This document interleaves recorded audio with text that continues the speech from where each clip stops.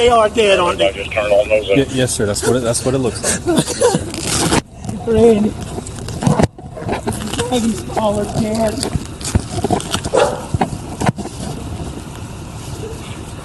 Where are you now?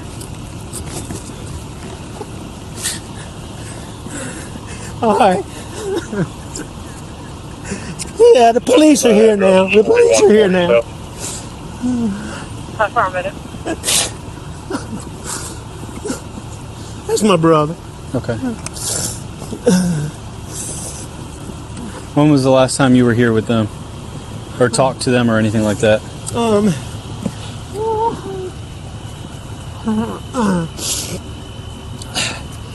It was earlier tonight. I don't know the exact time, but Okay. I left. I was probably gone an hour and a half from my mom's, and I saw them about 45 minutes before that. Okay. I rode around with Paul for 2 hours this afternoon in the pickup truck. That's your son, Paul? Okay. Somebody going to check them? Yes, sir. They've already checked them. They did check them? Yes, sir. This is official that they're dead? Yes, sir. That's what it looks like. I'm sorry. No. You're fine. I'm very sorry.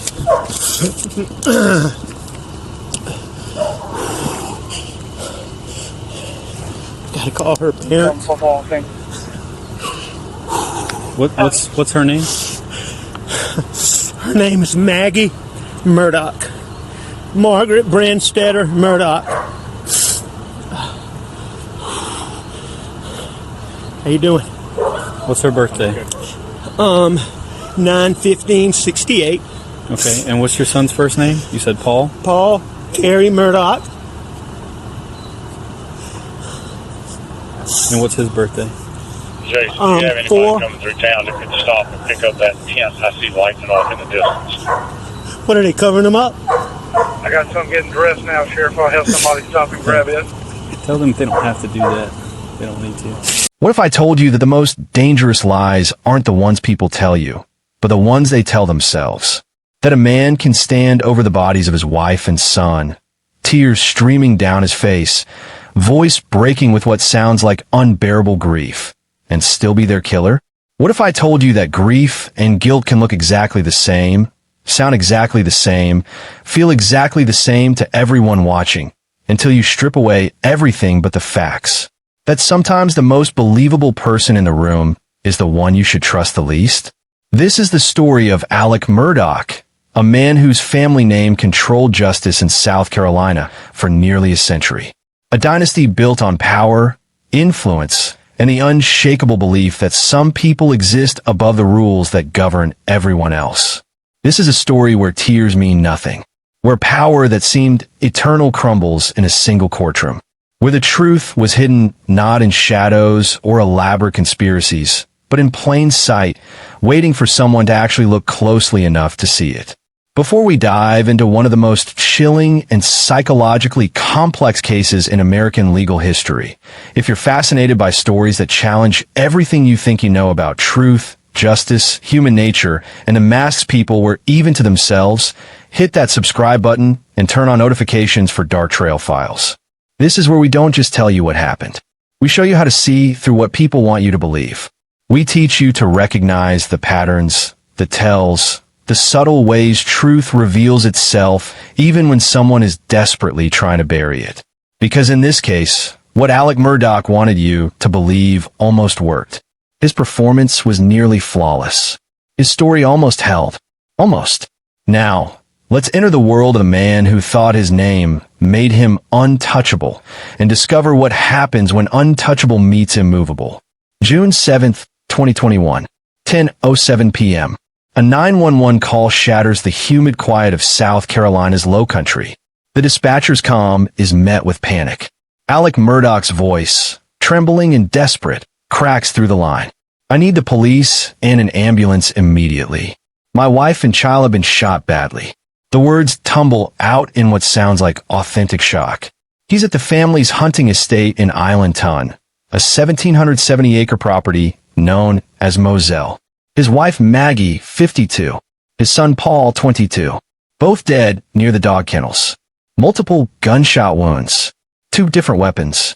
A scene of calculated personal violence on land where 3 generations of Murdaughs had built a legal empire that seemed eternal.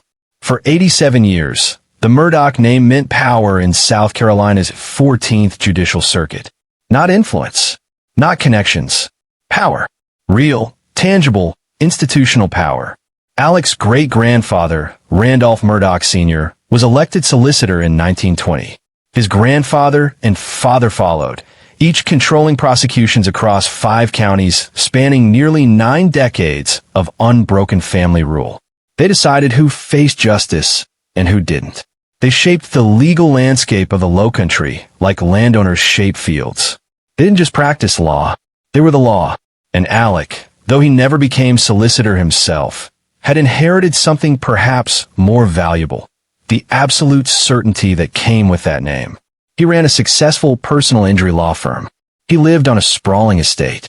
He moved through South Carolina society with the confidence of someone who'd never truly been told no. He'd inherited the belief that some people exist above consequence. But on that June night, something cracked in the carefully constructed world of Alex Murdaugh. The people who know a home best are the ones who keep it running silently in the background. They notice when routines break, when familiar patterns shift. And on that night, and in the days leading up to it, the familiar rhythms of the Murdaugh estate fell silent in ways that still echo through this case. When I got inside, I didn't turn on any lights. I didn't do anything. I walked through the front door and I went in the kitchen. And I was kind of, when I looked in the kitchen, I kind of just stopped in my tracks and I looked at the stove. And I was kind of, I don't know what the word is. When I looked and I noticed the stove, that there was no pots on the stove, it was kind of unusual because usually when they ate dinner the night before, the pots usually stayed on the stove. Very, very seldom would she put, certain meals in the refrigerator. A lot of times it was just left on the stove until the next day. And the pots were not in the sink and they were not on the stove. And then as I walked through, if you walk through the kitchen, like you're going to, from the kitchen, if you walk through the kitchen, if you go to the left, there's 2 freezer and a refrigerator, and the laundry room sat right there to the left. There's a back door to the back porch, and then there's the laundry room door. They're both right there. And as I turned to go to the laundry room, I noticed that her pajamas were in the middle of the doorway, right in the middle, laid neatly in the middle of the doorway going into the laundry room. It was her pajama pants, a pair of underwear, and her pajama top. Was that unusual? That was very unusual. Why? Because she wouldn't lay her clothes out like that, not in the middle of the door like that. It just didn't look right to me. And you took care of the house? Yes. You took care of the clothes? Yes. And not to get too personal, but sometimes you can't help it. Were the underwear there with the pajamas unusual? Yes. Why? She didn't wear underwear with her pajamas. No underwear with pajamas. But that struck you. No underclothes with the pajamas. But that struck you as unusual. They were there with the pajamas. Yes, sir, because the underwear appeared to be clean, not dirty. They still had like fold marks. And the pots, and I may have just missed it. You said, where would the pots end up when you found them? After I looked at the pajamas on the floor, the way that they were set, I turned around and I said, well, I wonder where the pots are. So I opened the refrigerator door, and the pots were sitting inside the refrigerator with lids on them. And I was like, you know, who did this? I don't know at that point, but that was not normal for the whole pot to be sitting in the fridge. Did you make any other observations in the house, the bathroom, or anywhere else? In the master bathroom was her clothes were sitting next to the tub. It was a small pile of clothes right next to the tub. And by the shower, if you walk in the master bedroom, there's a big garden tub, spa type tub. And then right here is the shower, and there's a window.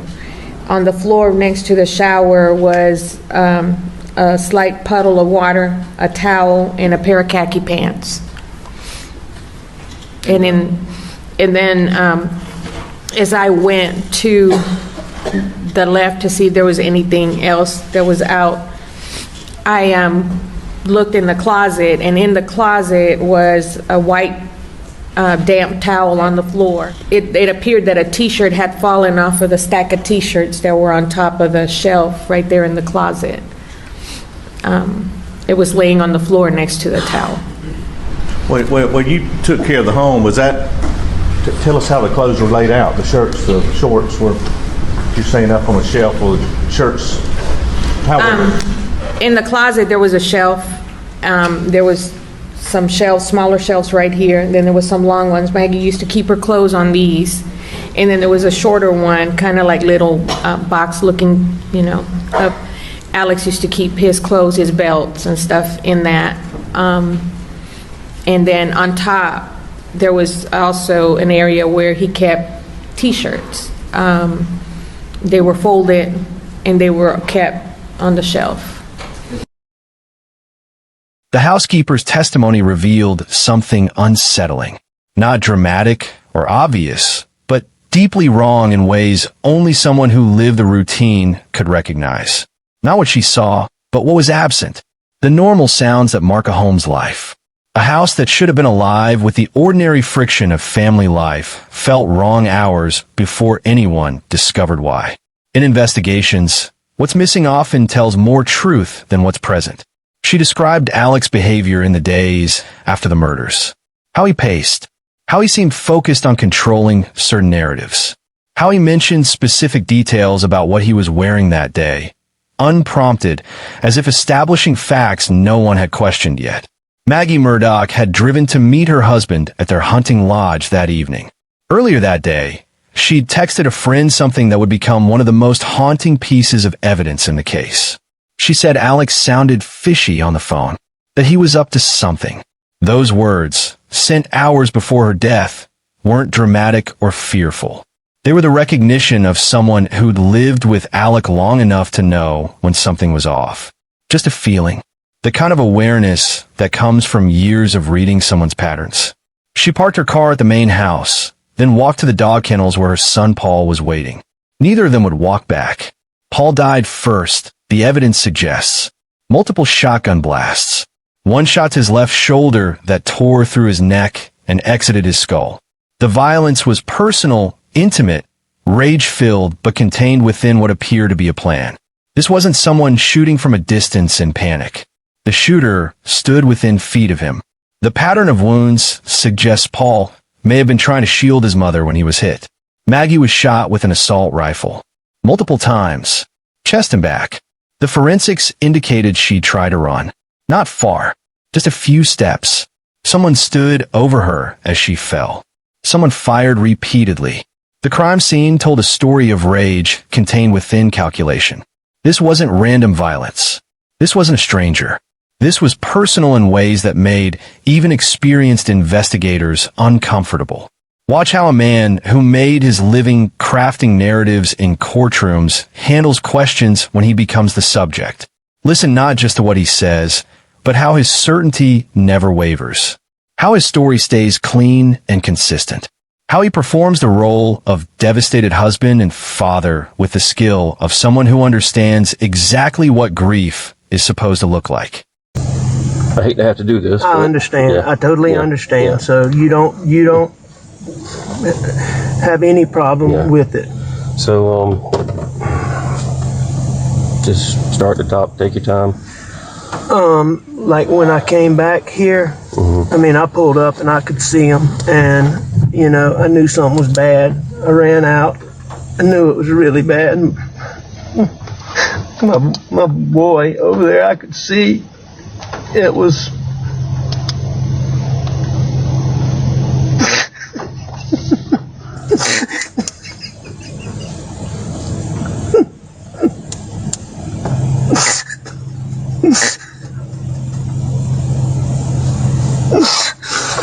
Sorry. And I could see his brain on his.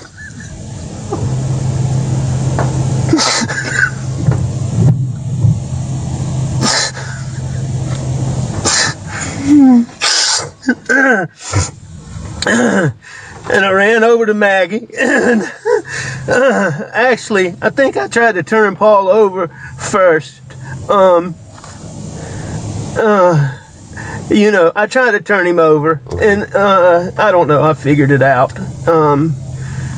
His cell phone popped out of his pocket. I started to try to do something with it, thinking maybe, but then I put it back down really quickly. Then I went to my wife, and I mean, I could see.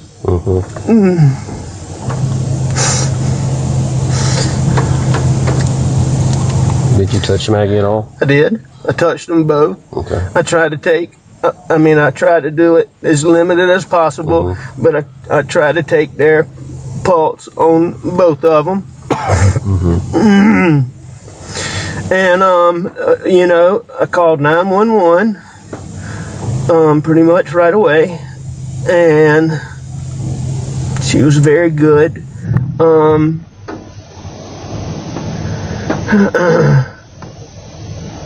I talked to her. I told her I was going to get off the phone to call some family members.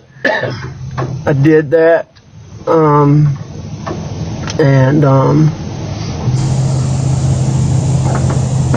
What family members did you call? I called my brother Randy, and I called my brother John.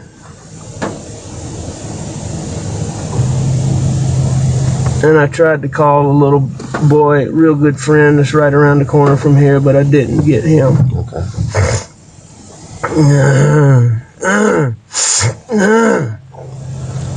What all was around Paul when you walked up? Blood. Anything else? I mean, there were some body things, yes, sir. I mean, like any other evidence? I know you said the phone fell out the pocket, but did you see anything else that didn't belong or shouldn't belong or that wasn't part of Paul? No, sir, not the, no, sir. How about Maggie? No, sir. You didn't see anything around them? What made you come out here tonight? I went to, my mom's a late stage Alzheimer's patient. My dad's in the hospital. My mom gets anxious when she does. I went to check on them and Maggie. Maggie's a dog lover, and she fools with the dogs. And I knew she'd gone to the kennel. I was at the house. I left the house and went to my mom's for just a little while. Tried to call her when I left. Texted her, no response.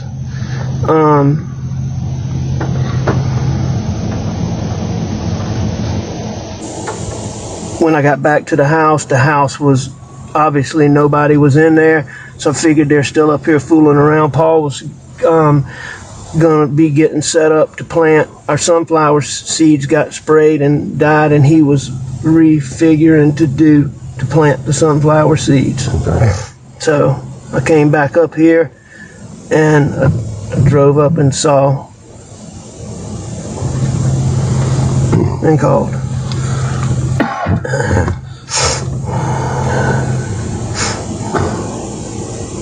Had Maggie and Paul been arguing over anything? No.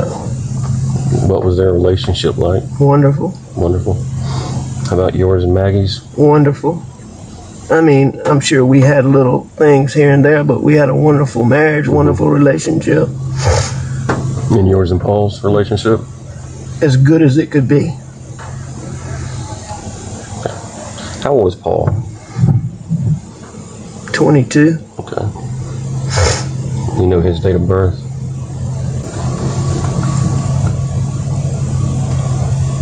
Have you talked with any of these guys tonight? Talked with Nolan, yes, sir. Is he out here? Yes, sir. Okay. I tried to call Rogan, was one of the people he's the boy that I told you lives around the corner. Okay. That's very, he's just a good, helpful young man. You mind if I open the door really quickly? Go right ahead. Do what you need to do.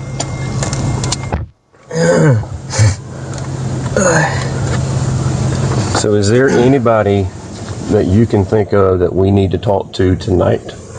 Is there a name that comes to mind? I mean, I can't tell you anybody that I'm overly suspicious of off the top of my head. Okay. I mean, this is such a stupid thing. I'm even embarrassed to say it.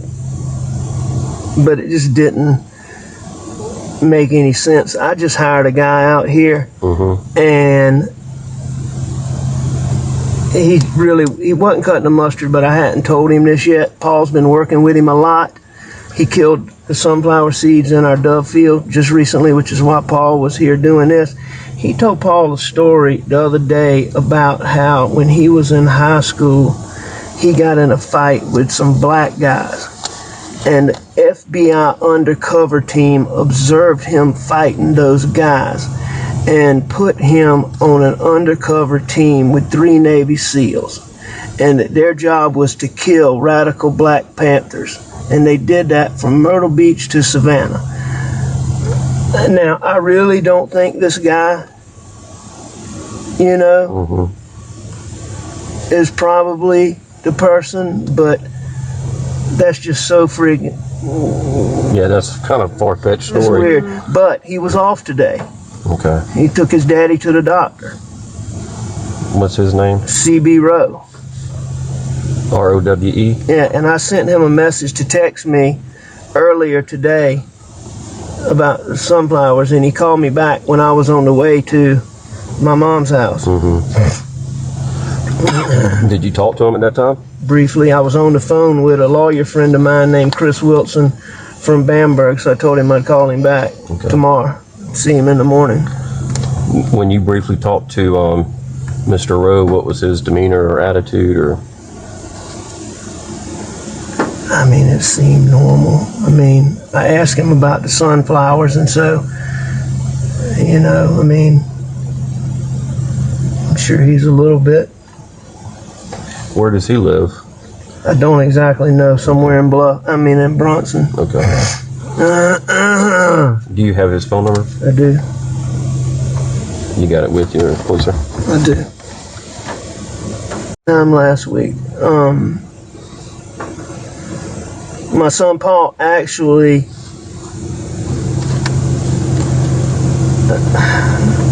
I really do not think, in all honesty, that it's him, but I know y'all got to check it out. But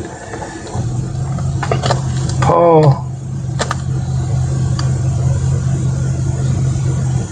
was so taken aback by it that he sent, I'll find it, I got it on my phone. He recorded him saying bits and pieces of it. Okay. No.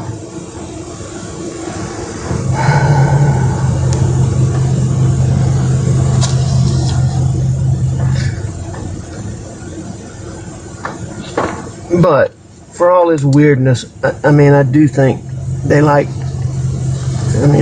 got along pretty good. How long had he been working here? I guess about 3 or 4 pay periods, so 8 weeks, a couple months. Okay.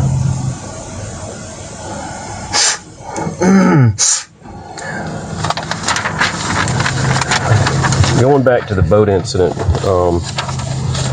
anybody on that boat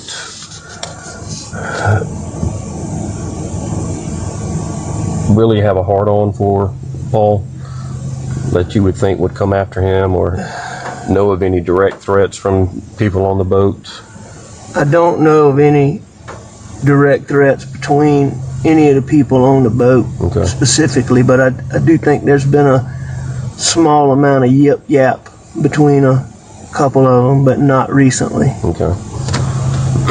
Most of this was stuff from people that Paul didn't really know. Okay. It was some people that he knew distantly, but more times than not, when I learned about it, it was somebody that he didn't know. Okay. It's like, for example, he went out in Charleston a couple months ago, came back, he got a black eye. And, he can't defend himself right now because he has these charges. So, Paul was a real tough man's man. Mm-hmm. He would defend himself, but he hadn't been. That's right. But how was he handling that case, moving over everybody? As far as what? How was he handling it? I've never been prouder of him than the way he has handled the pressures and the adversity in that situation. I think I've told Danny that before. Mm-hmm.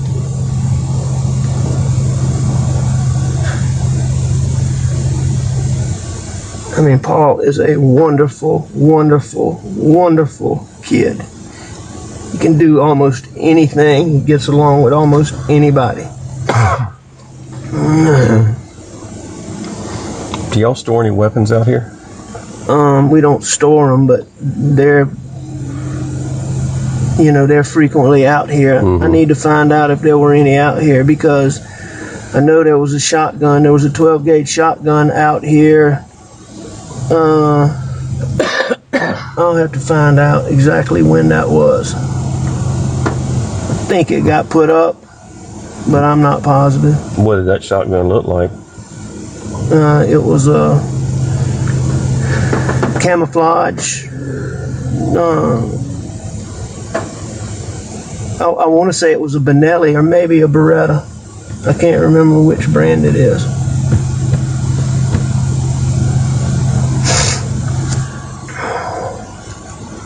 But I don't think it was out here. Okay. Recently. But I'm not positive. And the shotgun that you had when deputies pulled up, where did that come from? I went to the house and I got a gun. Probably overreacting, but... And was that when you pulled up and saw them? No, I came out and, I called 911 first. Mm-hmm. Talked to them for a little while, and then I told her. You told her? That I was going to go to the house. Okay. And that I would let authorities know when they got here that I had a gun. Okay. Do you happen to have a list of all your guns? I can make one. I don't have one, but I can make one. Okay. Well, I'm just saying, so we could compare if that shotgun was out here and now it's missing. Absolutely. Try to figure that out. No, absolutely. And I know living out here in the country, you probably have more than one or two. We do. We probably have 20, 25 guns. Yeah. Shotguns, rifles. Pistols. Any rifles? Yes, sir. And what kind of rifles? All kinds. Yeah. All kinds. You name it, across the board, we have them. Okay. And all of them we have are, in a hunting room in our house.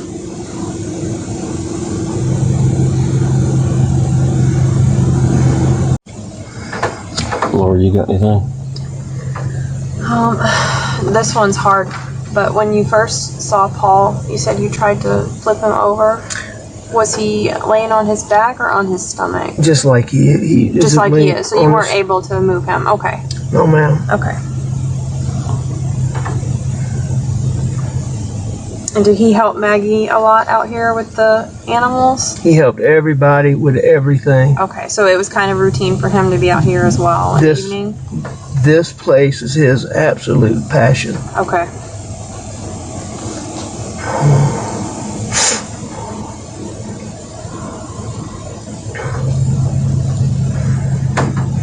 Yes, sir. So, just to kind of let you know what's going to go on, we're going to be out here for quite some time.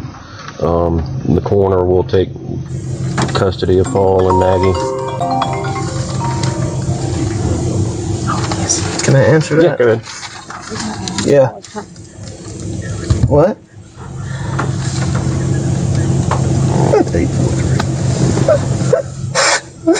No, let me, we're finished. Let me come out. Well, I'll be here when he gets here. No, don't let him come up here.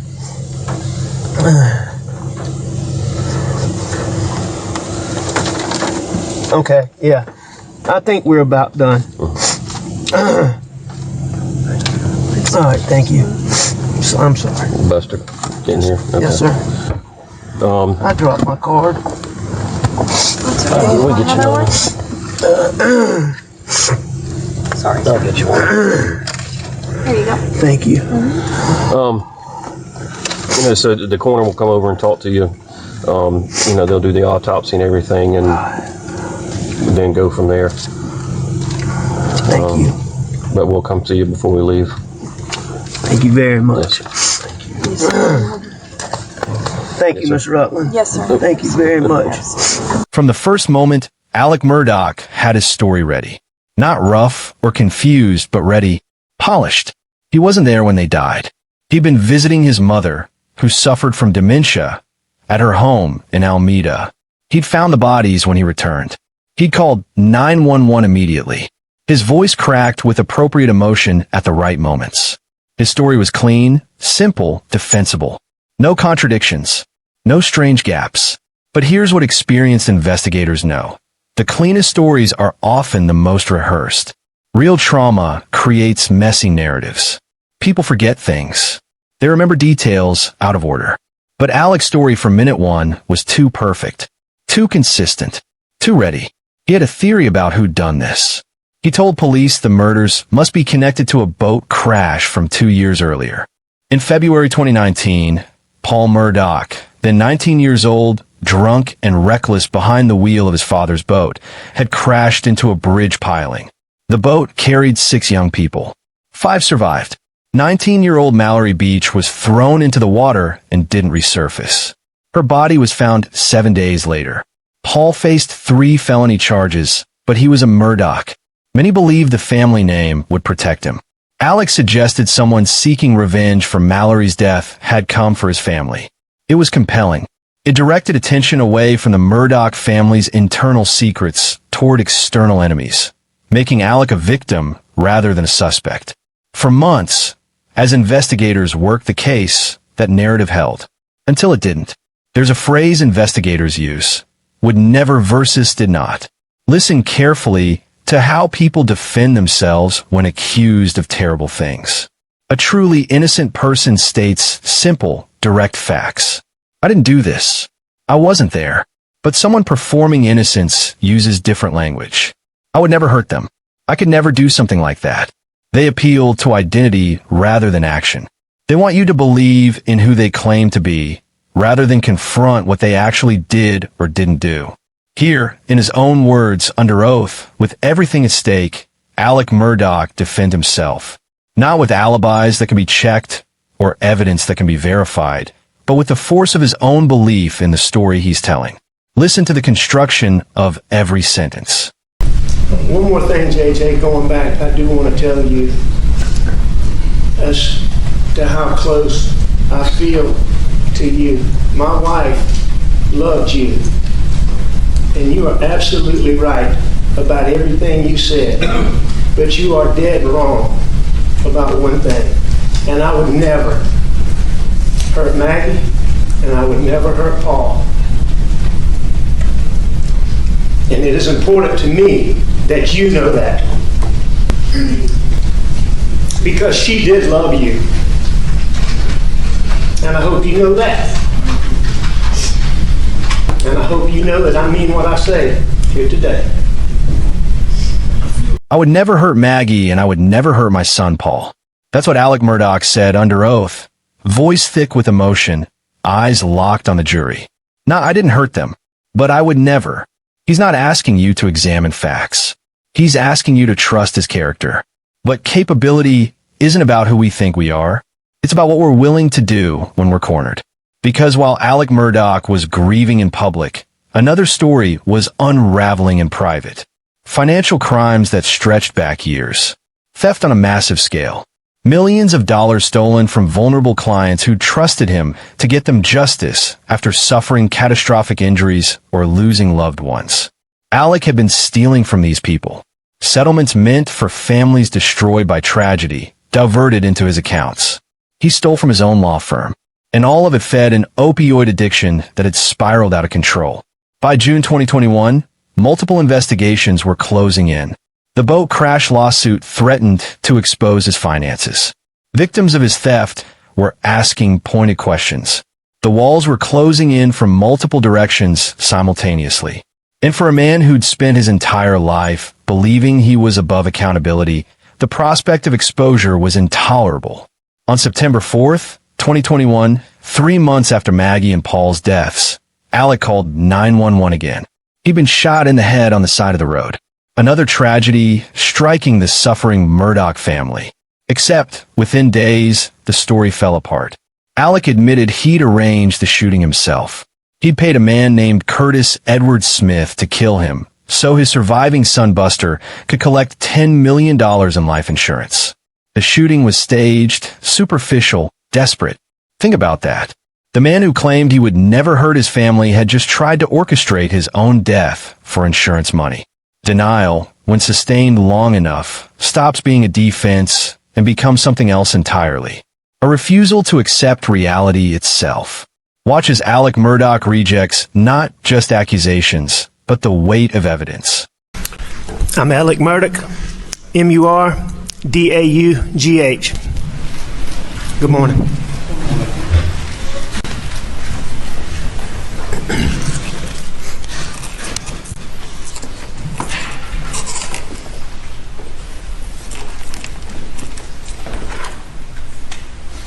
Mr. Murdaugh, on June 7th, 2021, did you take this gun or any gun like it and shoot your son Paul in the chest in the feed room at your property off Moselle Road? No, I did not. Mr. Murdaugh, did you take this gun or any gun like it and blow your son's brains out on June 7th or any day or any time? No, I did not. Mr. Murdaugh,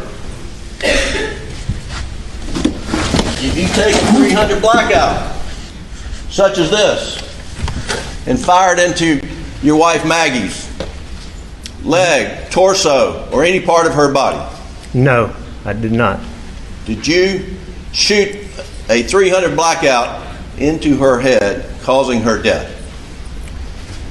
Mr. Griffin, I didn't shoot my wife or my son anytime. Ever.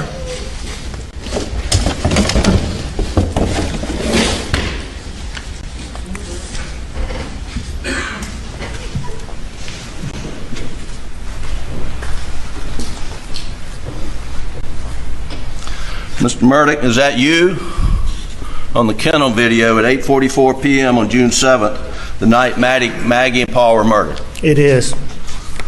Were you in fact at the kennels at 8:44 p.m. on the night Maggie and Paul were murdered? I was.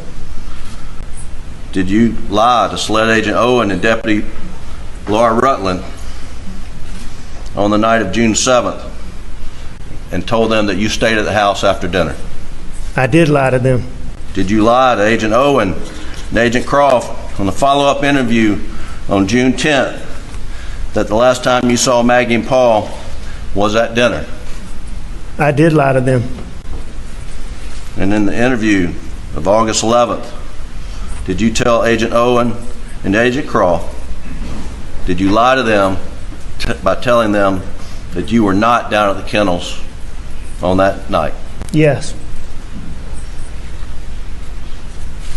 Alec, why did you lie to Agent Owen, Agent Croft, and Deputy Rutland about the last time you saw Maggie and Paul? As my addiction evolved over time, I would get in these situations or circumstances where I would get paranoid thinking. And it could be anything that triggered it. It might be a look somebody gave me. It might be a reaction somebody had to something I did. It might be a policeman following me in a car. Alex Murdaugh denied everything.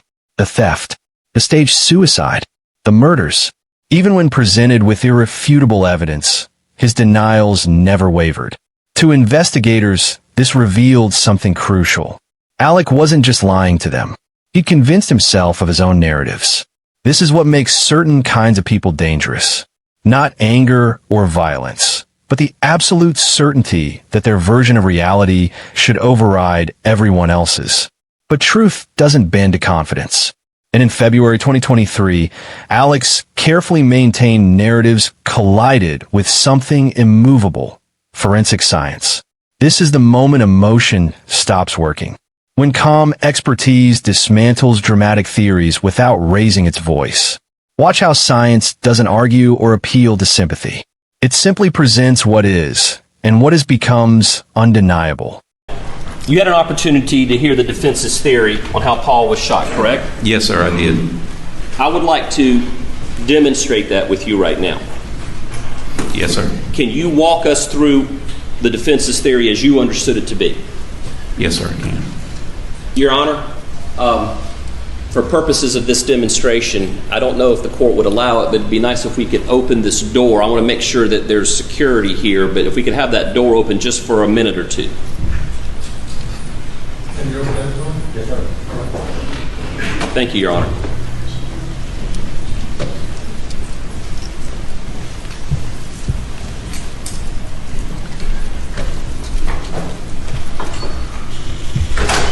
I'm grabbing what Smart Estates Exhibit 4, which is a camo Benelli Super Black Eagle 3 shotgun 12 gauge. We'll use this for the demonstration, so step down.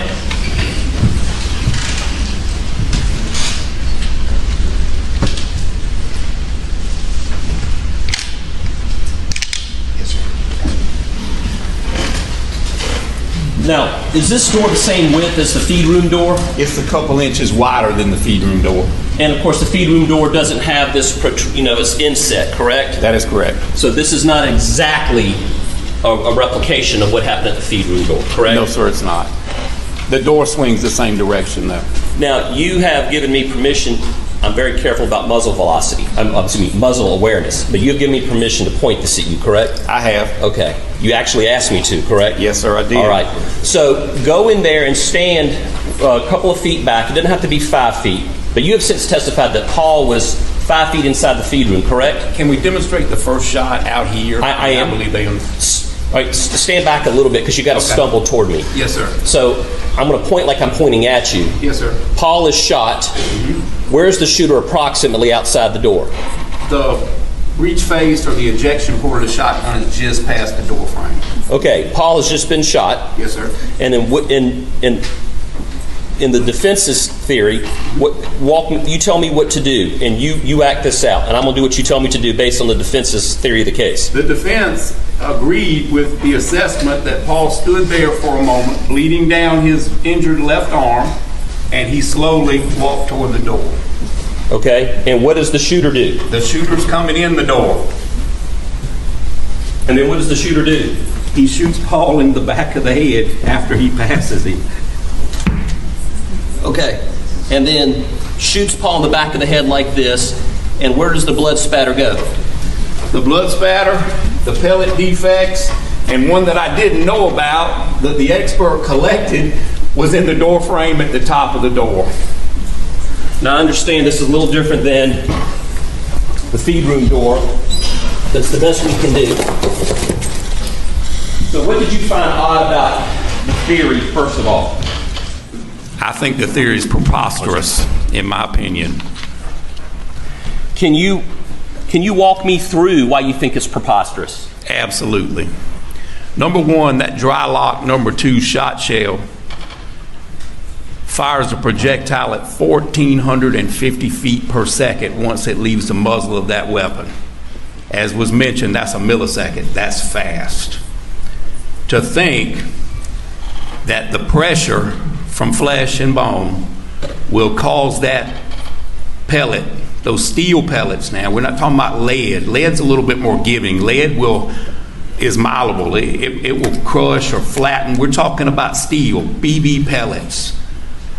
They will turn around because of the pressure, go back the opposite direction, 180-degree direction at enough velocity to dent a steel exterior door and embed in the door frame. That doesn't happen. That doesn't happen, in my opinion. I don't know if you mentioned this earlier, but can you talk about, make sure I get it right. And can I add? Please do. Also, there's no defects to the OSB or the T111 siding in the bottom of the room. All right, wait a second. You said a lot right there. Yes, sir. TS what? TS111. It's like a exterior paneling that people put on their buildings. That's what's on the building. For all us city boys, we appreciate you describing that. Thank you. Yes, sir. It's a whole weather paneling. There's no defects at the bottom, and if that theory is correct, if this is an entrance and this is an exit, the shot still had to go somewhere. There's no defects down there on anything. The door frame, as I mentioned in my previous testimony, the door frame has a clean void. That would be perfectly in line with those shot from that shot shell. There's no cracks, chips, pellet holes in the cement. There's nothing in the OSB. That's cheap plywood. That's man-made plywood. There's no defects in the plywood. There's no high-velocity blood spatter on the floor. What was pointed out to you is medium velocity, and that's from coming out of the wound and gravity bringing it down to the floor. You would see a pattern on the floor just like what you can see in the photographs at the top of that door.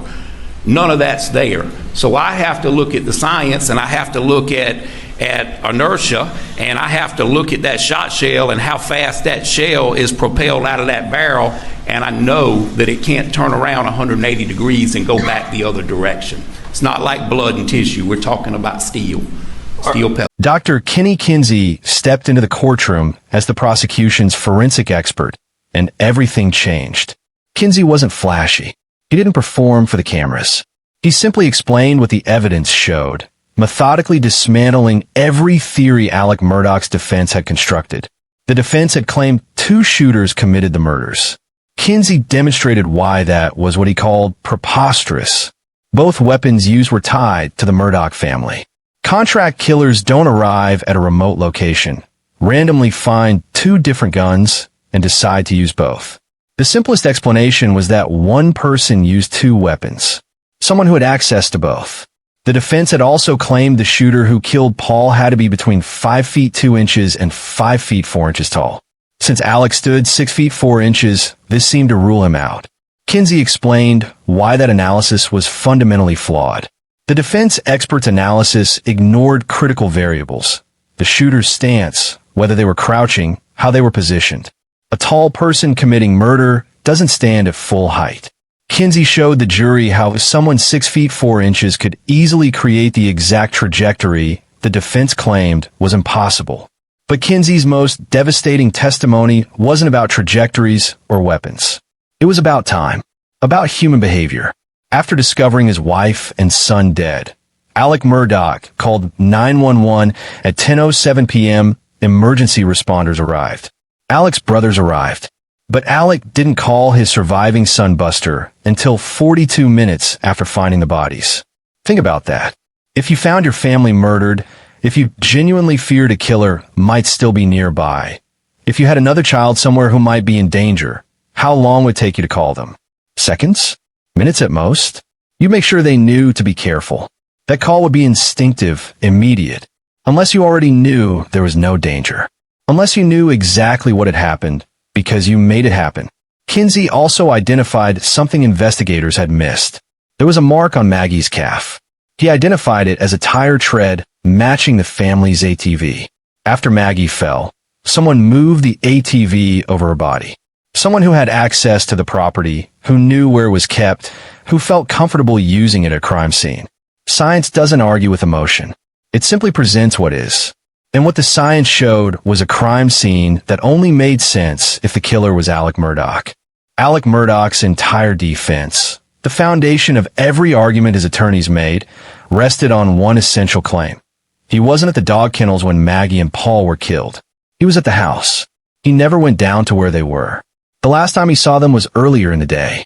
This was his story, consistent and unwavering, told to everyone who asked. If that story was true, Alex couldn't be the killer. The timeline wouldn't work. Everything hinged on that one fact. But on February 1st, 2023, during the trial, prosecutors played a video.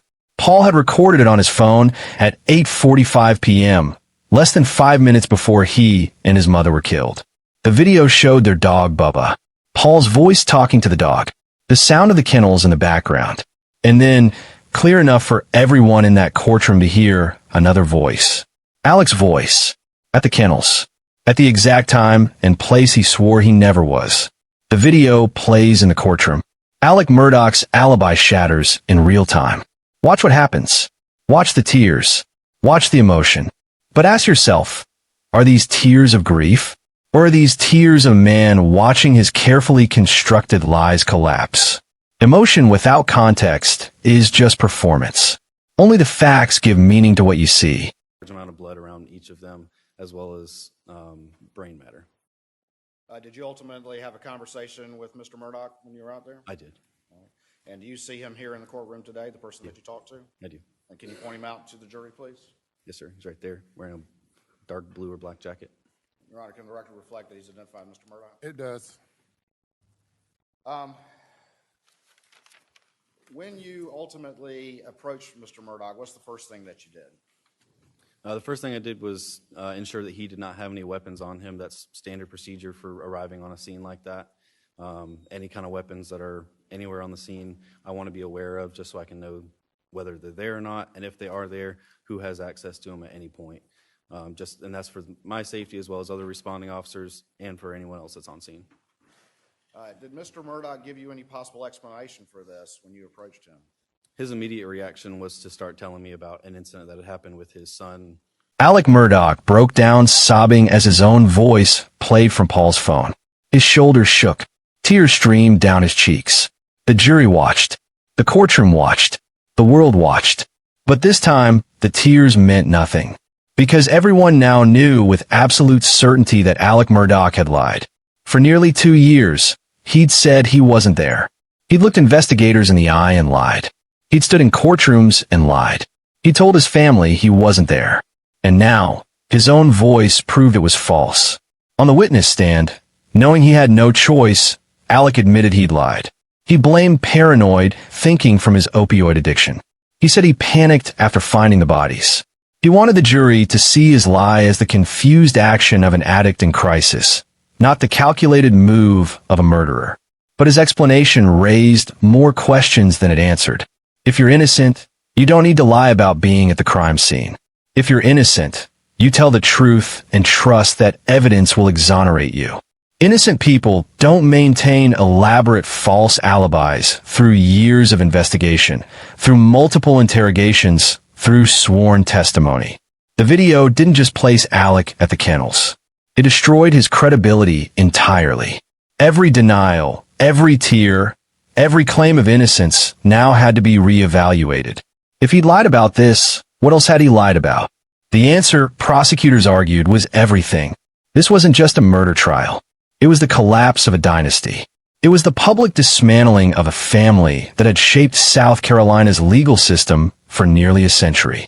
For 87 years, the Murdaugh family had represented more than just power. They represented the idea that certain families, certain names, stood separate from and above the systems that governed everyone else. They decided who got prosecuted and who walked free. They shaped justice across 5 counties with almost no oversight or challenge. Their name opened doors that remained closed to others. It silenced questions that would have been asked of anyone else. It protected secrets that would have destroyed ordinary families. And in 6 weeks of testimony, in a courtroom filled with journalists and cameras and people who'd traveled from across the country to witness it. All of that crumbled into dust. Alex Murdaugh sat in that South Carolina courtroom, not as a powerful attorney who commanded respect and deference, but as a defendant in an orange jumpsuit. Not as someone who shaped the law, but as someone subject to it. The walls that had protected his family for generations, the connections that had made problems disappear, the influence that had bent rules when convenient, none of it could protect him now. The name that had meant automatic credibility now meant automatic suspicion. The legacy that should have been his shield became evidence of his entitlement. The trial revealed financial crimes that went beyond simple theft. This was systematic, calculated exploitation of the most vulnerable people imaginable. Alex had stolen from clients who'd suffered catastrophic injuries, people who would need that money to pay for medical care for the rest of their lives. He'd stolen from families grieving the wrongful deaths of loved ones, people who trusted him to fight for justice and compensation. He'd stolen from people who came to him in their darkest moments, who believed the Murdaugh name meant integrity and competence and advocacy. And he'd taken their settlements, diverted their money, and spent it feeding an addiction and maintaining a lifestyle he could no longer afford legitimately. He'd stolen from his own law firm, from partners who'd worked alongside him for years, from a business his family had built over generations. He'd stolen from his own family's accounts. There was no boundary he wouldn't cross, no relationship he wouldn't betray, no trust he wouldn't violate if it served his immediate needs. And when his web of theft threatened to collapse, when multiple investigations began closing in from different directions, when civil lawsuits promised to expose every financial transaction he'd made, when the boat crash case threatened to force full disclosure of his accounts, Maggie and Paul died. Prosecutors argued the murders weren't crimes of passion or rage. They weren't the actions of someone who'd lost control in a moment of anger. They were calculated acts of self-preservation. Alex Murdaugh made a cold decision that his survival, his freedom, his reputation mattered more than his family's lives. He killed them to delay investigations, to generate sympathy that would shield him from scrutiny, to buy himself time to hide evidence or construct new defenses. He calculated that being a grieving widower and father, being a victim of the same violence that had taken his loved ones, would protect him longer and more effectively than being an exposed thief facing prison. He was wrong. The performance that might have worked in an earlier era, when the Murdaugh name still carried weight, when investigators might have been more deferential, when media scrutiny was less intense, failed in the light of modern forensics and persistent investigation. His tears, his grief, his appeals to family love, all of it meant nothing when measured against evidence that couldn't be manipulated or intimidated or impressed by his last name. But even after conviction, even after sentencing, the Murdaugh case refused to end quietly. Becky Hill, the clerk of court who oversaw Alex's trial, became a central figure in what happened next, raising questions about the trial's integrity that continue to this day. Here's where the story twists again in an unexpected direction, where someone meant to protect the integrity of the judicial process allegedly became drawn into its spectacle and drama, where the line between documentation and persuasion, between recording history and shaping it, blurred in ways that threatened the foundation of everything that had been decided. You have described in your book your role as Switzerland, is that correct? Correct. Okay. And that is that you should not be in any way opinionated about what's going on in the trial, is that correct? That's true. Okay. Yet in your book you indicated a number of different points during the trial you had concluded he was guilty, is that correct? I think... Your Honor, I object at this point. I don't know if her conclusions in the book are in any way relevant to what occurred during the trial and whether or not there was any communications with the jurors, which is the sole issue that we're here for today, is whether or not Ms. Hill had any extraneous influence on the jurors. And so I think this is going a little far afield. We object to the relevance here. Overruled. You may continue. Let me give you an example. You indicate riding back from Moselle that you and 3 other people were in a car and you all decided adamantly, I think was the word you used, that he was guilty, that he had killed his wife and son. Is that what you put in the book? I can't remember if I put that in the book, but if you say I did, then I will agree that with happen? you. We did have a conversation about what each of us thought. And all four agreed that he was guilty, correct? And none of us were jurors. No, trust me, I know that. But you had an abiding conviction, at least by the time of the Moselle visit, that he was guilty. And the other people in the car with you were bailiffs, were they not? No. Who were they? Some were not bailiffs. One was a court reporter. One was our security officer, head security, and another was a deputy sheriff. Okay. But the four of y'all rode out there, and based on what, and I can, you want me to read to you how chilled you were and how you felt that poor Paul and Maggie had been executed by him on that scene, that visiting the scene convinced you that he was a horrible, horrible murderer? You want me to read that to you, or you will concede that's what you wrote? I will concede that's what I wrote, but if I may, I would say that a lot of that is poetic license in writing a book and in making it sound like that. Okay, so some of it's poetic license, and some of it you just stole. You purloined it from that BBC writer, right? Your Honor, again, I object to not only the relevance, but the scope of cross. I would object also under Rule 608. I don't believe that that's appropriate cross-examination. Overruled. You may continue, Mr. Harpootlian. Did you steal part of the book?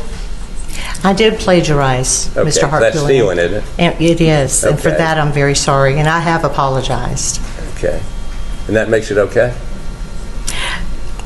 What I did, and I apologized for that.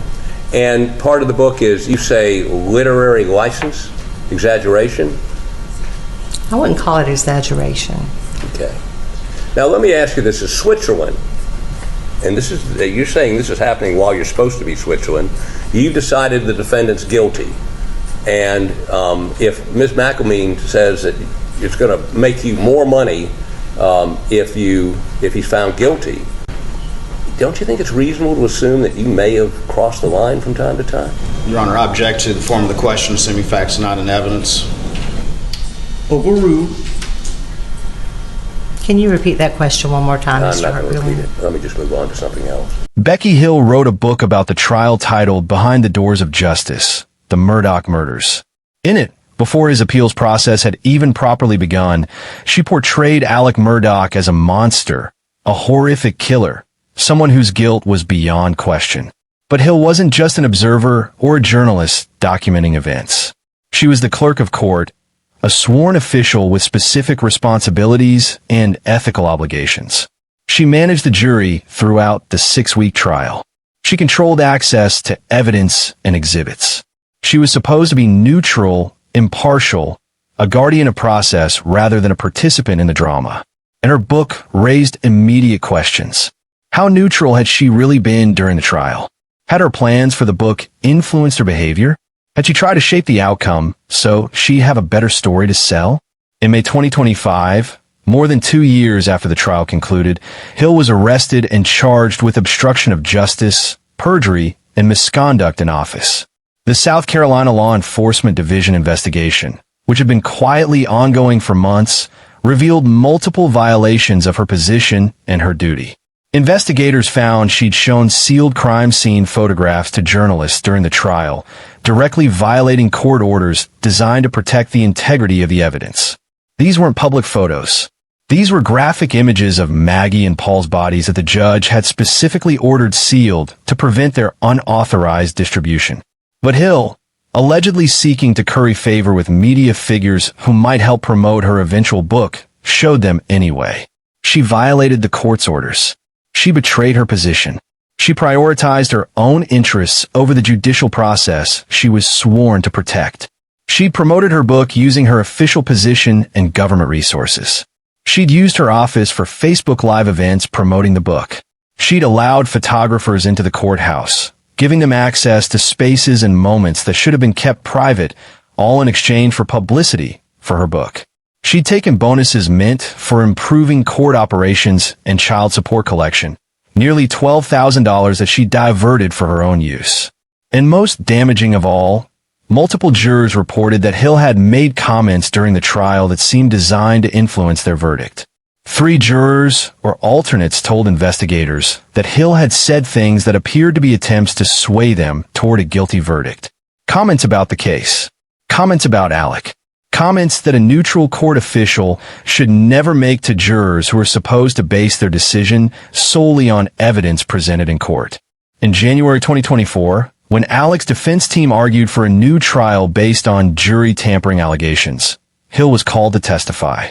She was placed under oath and asked directly, "Did you allow anyone from the press to view the sealed exhibits?" She said no. She denied it. She looked the judge in the eye and lied.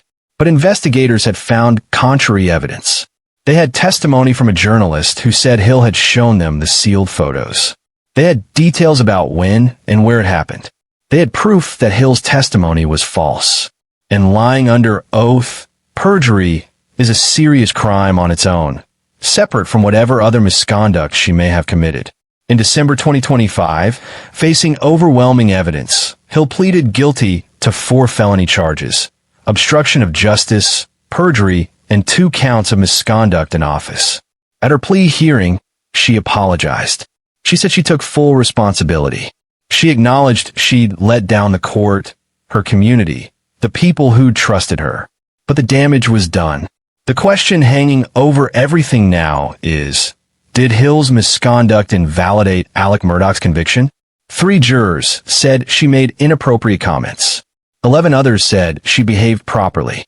Prosecutors investigated but concluded they couldn't prove jury tampering beyond reasonable doubt. The judge in Hill's case noted that if jury tampering had been proven, her sentence would have been much harsher. But without that proof, she received probation, community service, and must repay the money she took. Alex Murdaugh's defense attorneys seized on Hill's crimes, arguing their client deserves a fair trial. The South Carolina Supreme Court is considering Murdaugh's appeal. But here's what makes Hill's story troubling. Alec was convicted based on forensic evidence, his own lies, the video placing him at the scene. Hill's misconduct doesn't change those facts, but it raises questions about process. Justice isn't just about reaching the correct verdict. It's about reaching it the right way. When the person maintaining that process prioritizes profit over duty, every outcome becomes questionable. This is the moment when law finishes speaking. When a man who controlled courtrooms for decades hears final words from a bench he can't manipulate. When the name Murdaugh stops meaning power and starts meaning prisoner. And I have lived with this case now for over 2 years, and I have 34 days left before active retirement. And after imposing this sentence, your life will continue. I will turn the page and leave you behind. You're quite an enigma, a person that many of us thought we knew. And as I stated earlier, I can only recall you as being a fun-loving, happy person. I've never seen you sad. I've never seen you being anything other than a friendly, caring person. And it's so disappointing to see you again in this setting. I believe the last time we saw each other and you were not in jail was at a conference when you were poolside having a good time. And as it turns out, that was a couple of months after the passing of your wife and son. But you were having a good time. Made nothing of it, and then the Labor Day weekend events occurred, and next thing I know, I'm assigned to preside over all of your matters. Not on your matters, but others as well. And we started out with over 100 charges, indictments against various folks, and we've whittled that down to just a handful outstanding. And I'm happy to turn the page and turn, not turn the remnants over to anyone else, but to certainly turn over anything pending against you to someone else. It's been said that these are white-collar offenses. I've never had that distinction. I've never thought of it that way. I've looked at criminal offenses as criminal offenses.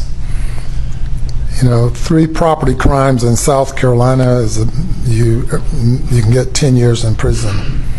People have gotten 10 years for shoplifting, 3rd offense. I've sent people into retirement for committing criminal offenses over and over and over again. But I've never thought of it as being a white-collar offense. Haven't had employees do embezzlement, church secretaries stolen money, preachers stolen money, many offenses. But I never draw a distinction between a violent crime and other crimes. Certainly the law makes a distinction, and many violent crimes are non-parole offenses. The plea I'm accepting with you, you must serve 85% of the time. The parties have indicated that they are the victims, to the extent that they can be called victims. That's my preferred term for the group of people who have been preyed upon or victimized. They've all indicated that they would like for the court to accept the negotiated sentence. It is a stern sentence. The question was asked, what kind of animal are you? You're an enigmatic person. I don't know that you understand yourself.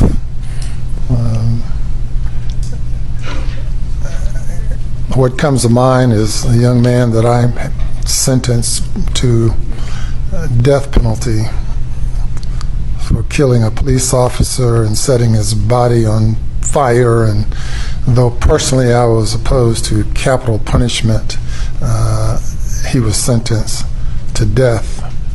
And in writing up that sentence report, I concluded that he was heartless. He was just empty.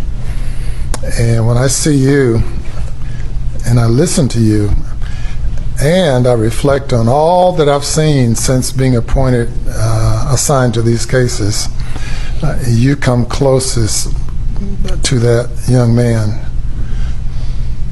Being empty, I don't see anything. I tried to reach you at sentencing in the other case. I've listened to you here today, and I don't see anything there. Hopefully something will emerge within your spirit, within your soul. Certainly, being a person of your age and intelligence and experience, you have a lot to offer to the people that you encounter on a daily basis in the institution, and I think it's admirable that you've indicated that you will help them and continue to try to do good by them. You'll certainly have a lot of opportunity to do that.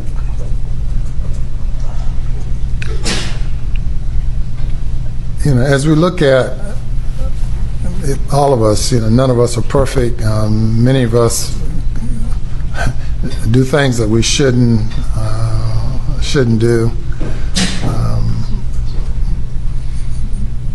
It's just unimaginable to me that you have done some of the things that you've done, and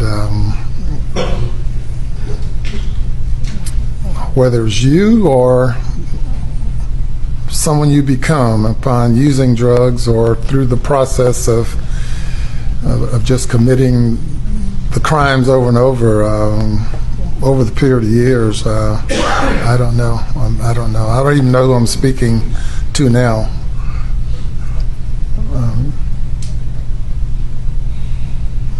But being a person of power and influence, and the question is raised of what type of character do you have? A person who would prey upon folks who are vulnerable and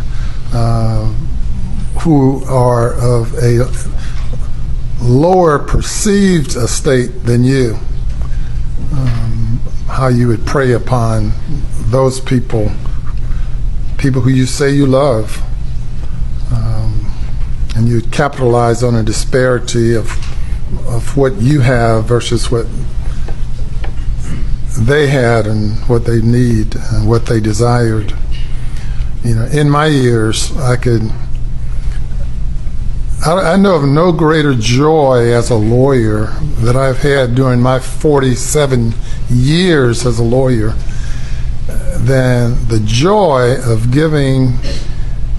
of having a satisfied client, of delivering good results for a client and experiencing that joy with them. I can think of no greater joy than I've experienced in being able to deliver on behalf of a client, and I'm sure you've experienced that joy as well until you decided that the only joy you're concerned about was your own.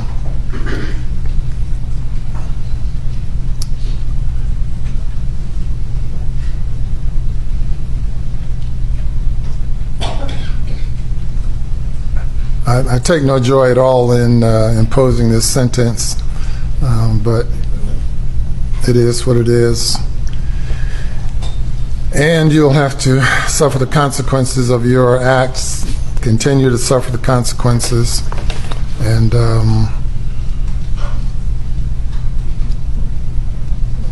hopefully some good will come out of you as you move forward. On March 2nd, 2023, Alex Murdaugh was found guilty of murdering his wife Maggie and son Paul. The jury deliberated for just 3 hours. The verdict, guilty on all counts. At sentencing, Alex maintained his innocence. I would never hurt my wife Maggie, and I would never hurt my son Paul. The same language, the same appeal to character instead of fact. But this time, no one was listening. The judge sentenced him to 2 consecutive life sentences without parole. Alex Murdaugh will die in prison. Additionally, he received 27 years for state financial crimes. Then, in April 2024, he received 40 years in federal prison for financial fraud to run concurrently. He was also ordered to pay $8.7 million in restitution. The sentencing wasn't just punishment for murder. It was accountability for decades of believing rules didn't apply to him, that his name granted immunity. But notably absent from Alex's statements was something crucial. He never expressed emotion for specific moments of their lives. He talked about loving them in abstract terms, but never showed mourning for actual loss. It's what he didn't say that revealed most. So what do we learn from the Murdaugh case? That evil doesn't always announce itself with obvious signs. Sometimes it wears expensive suits and comes from respected families. That power concentrated in one dynasty for 2 long breeds the kind of entitlement that makes people believe rules don't apply to them. The consequences are for other people. That desperation combined with absolute certainty creates the most dangerous kind of person. Someone who's cornered, but who still believes they're clever enough to escape. Someone who values their own survival above literally everything else, including the people they claim to love most. That lies, no matter how confidently delivered, no matter how emotionally performed, eventually collapse under evidence that refuses to cooperate. But there's something else here. Alex Murdaugh almost got away with it. Think about the chain of circumstances that had to align. If Paul hadn't recorded that video, if investigators hadn't found it, if forensic experts hadn't reconstructed the scene, if Dr. Kinsey hadn't noticed details others missed, if prosecutors hadn't persisted. Any one of those things fails, and Alex Murdaugh might still be free today. The only thing standing between justice and injustice was evidence that refused to bend. Not his tears, not his family legacy, just cold, undeniable facts. This case forces uncomfortable questions. How many powerful people have walked away from crimes because evidence wasn't found? How many false alibis have been believed? How many investigations stopped short because the suspect came from the right family? The Murdaugh dynasty controlled prosecutions for 90 years. When the Murdaughs themselves faced investigation, the truth beneath their respectable surface was absolutely horrifying. There's also how Alec used addiction in his defense. He blamed his opioid dependence for paranoid thinking, for lies, for stealing millions. But addiction doesn't make people murderers. Addiction was Alec's excuse, not his reason. He killed because he valued his reputation and freedom more than his family's lives. This is perhaps the most chilling lesson. When people exist above accountability for long enough, they lose the ability to see themselves clearly. Alex Murdaugh's greatest crime wasn't murder. It was believing his name made him untouchable. That belief is what made him capable of standing over his wife and son's bodies and feeling confidence that he could control how everyone understood what happened. The property where Maggie and Paul died remains part of legal battles. Alex's assets are being liquidated to pay restitution. The Murdaugh name, once synonymous with power, now represents one of American legal history's most spectacular falls from grace. Dr. Kinsey said something that stays with you. He didn't go into the case trying to prove Alec guilty or innocent. He went in trying to find truth. When you follow evidence honestly, truth emerges. Not easily, not quickly, but inevitably. Maggie texted her friend that Alex sounded fishy hours before he killed her. She knew on some level. She sensed danger, but went anyway. Paul died defending his mother. Forensic evidence suggests. His wounds indicate he moved between Maggie and the shooter. 22 years old, and in his final moments, he tried to protect his mother from his father. These aren't just facts. These are lives that ended violently. Two people are dead who shouldn't be. But because Alex Murdaugh made a choice. He chose himself over everyone else. The Murdaugh case is still developing. Appeals continue. The South Carolina Supreme Court will eventually rule on whether Becky Hill's crimes require a new trial. But the fundamental truth remains.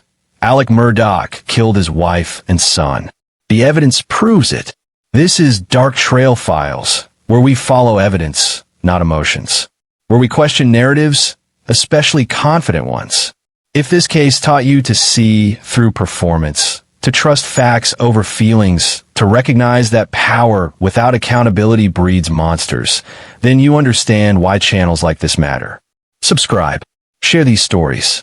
Because the only thing protecting us from people like Alex Murdaugh is commitment to truth that refuses to bend. The Murdaugh dynasty is over, but the lessons from its fall should endure. Thank you for watching Dark Trail Files. Stay curious, stay skeptical, and always follow the evidence.